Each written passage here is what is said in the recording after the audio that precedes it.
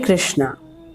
ओम अज्ञान तिमिरांधस्य ज्ञानांजन शलाकया चक्षुरुन्मिलितं येन तस्मै श्री गुरुवे नमः। श्री चैतन्य मनोभीष्टं स्थापितं येन भूतले सुवयं रूपं कदा मह्यं ददाति स्वपदान्तिकम्। मैं घोर अज्ञान के अंधकार में उत्पन्न हुआ था और मेरे गुरु ने अपने ज्ञान रूपी प्रकाश से मेरी आंखें खोल दी। मैं उन गुरु को सादर दंडवत प्रणाम करती हूँ। जगत गुरु श्रील प्रभुपाद की जय, अनंत कोटि वैष्णवों की जय। Hare Krishna. Hare Krishna. Bhagavad Gita as it is, chapter number 2, श्लोक नंबर 71। जगत गुरु श्रील प्रभुपाद की जय। पिछले 8 श्लोकों में हमने ये देखा कि भगवान अर्जुन के चौथे प्रश्न का उत्तर दे रहे हैं कि एक स्थित प्रज्ञ व्यक्ति कैसे चलता है, अर्थात वह अपनी इंद्रियों को किस प्रकार संयम में रखते हुए कृष्ण भक्ति करता है, और यही मनुष्य जीवन का सर्वोच्च लक्ष्य है। अब पिछले श्लोक में हमने ये देखा कि कृष्ण अर्जुन को स्थित प्रज्ञ व्यक्ति के स्वभाव के विषय में बता रहे हैं समुद्र के उदाहरण से, कि वह व्यक्ति समुद्र के समान शांत, अचल और प्रतिष्ठावान होता है। प्रभुपाद कह रहे हैं कि वह सभी भौतिक वस्तुओं को भगवान का जानकर ईशावास्यम इदम सर्वम यत् किंच जगत्याम जगत, अर्थात इस संसार में प्रत्येक चल एवं अचल वस्तु सभी कृष्ण की है, तो उसे वह कृष्ण की सेवा में लगाता है। और इसके विपरीत जो व्यक्ति इन भौतिक वस्तुओं और व्यक्तियों को अपनी इंद्रिय तृप्ति के लिए मानता है, वह सदा ही अशांत रहता है। आइए अब श्लोक संख्या 71 का वाचन करते हैं और देखते हैं कि भगवान अर्जुन से क्या कह रहे हैं। विहाय कामान्यः सर्वान् पुमांश्चरति निस्पृह निर्ममो निरअहङ्कारः स शान्तिम् अधिगच्छति। विहाय कामान्यः सर्वान् पुमांश्चरति निस्पृह निर्ममो निरअहङ्कारः स शान्तिम् अधिगच्छति। विहाय कामान्यः सर्वान् पुमांश्चरति निस्पृह निर्ममो निरअहङ्कारः स शान्तिम् अधिगच्छति।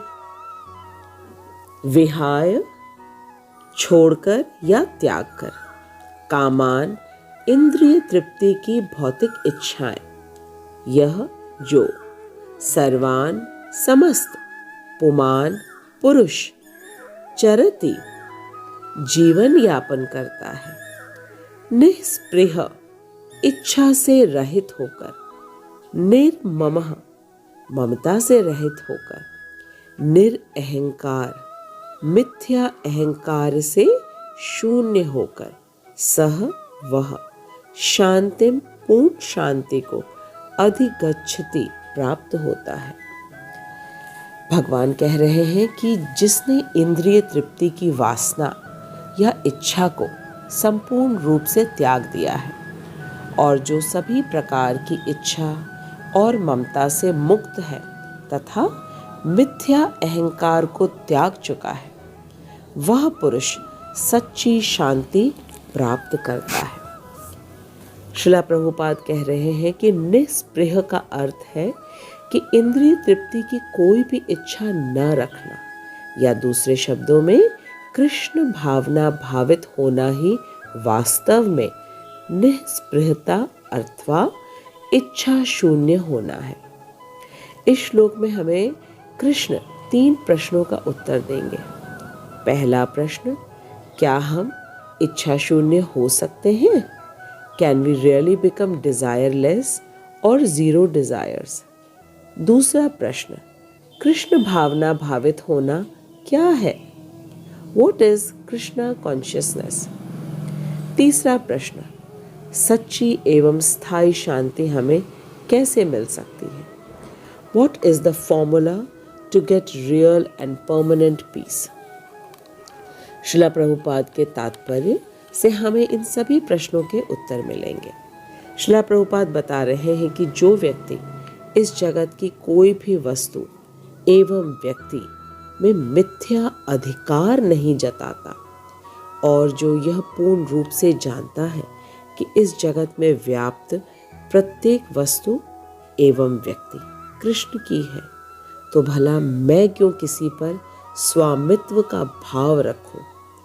ऐसा व्यक्ति ही सही मायने में निस्पृह है, क्योंकि वह हर प्रकार की इंद्रिय तृप्ति की इच्छा से रहित है और यही पुरुष पूर्ण रूप से कृष्ण भावना भावित कहलाता है। विहाय कामान्यः सर्वान् पुमांश्चरति निस्पृह।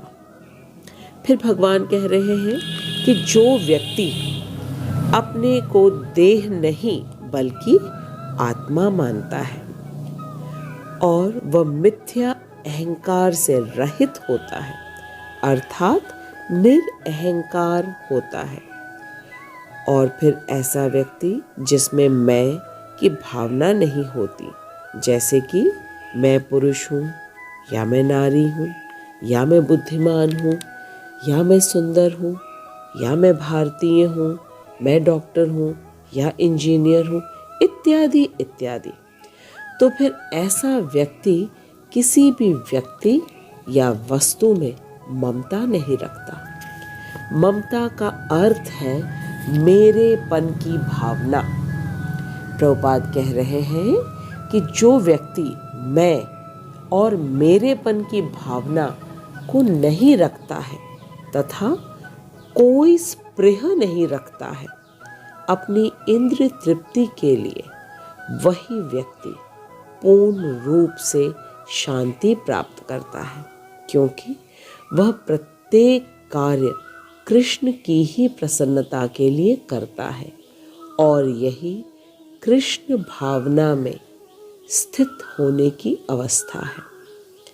Srila Prabhupada says that a person who has given up all the desires for sense gratification and has no desires of his own and has no sense of proprietorship and is devoid of false ego is certainly eligible to attain real peace. Further, Srila Prabhupada says that desireless does not mean not to desire anything for sense gratification. Rather, it means to change the direction of the desires. Prabhupada very clearly says that till we are in the human body, it is not possible to make the desire zero. But instead, if we only do everything for the happiness of Krishna, then it is truly being zero desires. And this stage is to be known as the perfect stage of being in Krishna consciousness. Prabhupada says there is no need to do anything artificially, like leaving all the things that is present in our surroundings. In place of leaving or depriving ourselves, the best way is to use everything for the happiness of Krishna. Like right now, we are using the social media for the preaching of Bhagavad Gita. So this is for the happiness of Krishna. This is known as being in Krishna consciousness and using everything for the happiness of Krishna. The first shlok of Ishopanishad clearly says, Isha Vasyam Idam Sarvam Yat Kinch Jagatyam Jagat. The person who has full knowledge that everything that is movable or immovable belongs to Krishna and everything should be used only to give happiness to Krishna. And the person who knows that Krishna is the master of everything, so why should he desire to use anything for his wish fulfillment? This is truly being nispriha, or being desireless. We have seen in the first chapter and in the beginning of the second chapter of Bhagavad Gita that Arjun was not ready to fight because he was thinking that by killing his own people he will become sad. Then he thought killing one's own people is a sinful activity for which he will have to go to hell. Then he thought, even if he wins the battle, with whom will he share the happiness? So we see that till the time Arjun was thinking about his sense gratification, his happiness, he was confused, sad, and distressed. But the moment he decided to fight to give pleasure to Krishna, he was out of sorrow and grief and became peaceful. Prabhupada says that Krishna has said in chapter number 5, shlok number 29, Bhoktaram yagya tapasam sarvalok maheshwaram suhrid sarvabhutanam gyatva mam shantim richati. Krishna says the sages know that Krishna is the ultimate enjoyer of all the sacrifices and that he is the supreme lord of all the planets and the demigods and the lord of each and every thing which is present in this universe. And he is the benefactor, Suhrid, and well-wisher of all the living beings. And knowing this, one attains true peace. Gyatva mam shantim richati. Then in shlok number 4 of chapter number 14, Krishna says, Aham bij pradatpita, which means that Krishna is the seed-giving father of all the living beings. Prabhupada says the person who has full knowledge that Krishna is the ultimate enjoyer of everything, and being the supreme, he is not proudy and arrogant. Rather, he is the benefactor. He is the well-wisher of everyone. Such a person doesn't have any false ego of proprietorship or owning anything, and he knows that he is the part and parcel of Krishna and must do everything to make Krishna happy. This is known as being nirahankar, or free from false ego. And when a person doesn't have false ego, then he is free from the feeling of proprietorship also. So in short, we can say that such a person who is free from the feelings of I and mine is surely to attain real peace. So we see that we have got all the answers of the questions which we discussed in the beginning of the shloka. Bhagavad Gita is the only text where all the answers for every human being is available. And in Bhagavad Gita, the secret of real happiness is also given. And we are extremely blessed to be understanding Bhagavad Gita from Srila Prabhupada, who is the founder Acharya of ISKCON.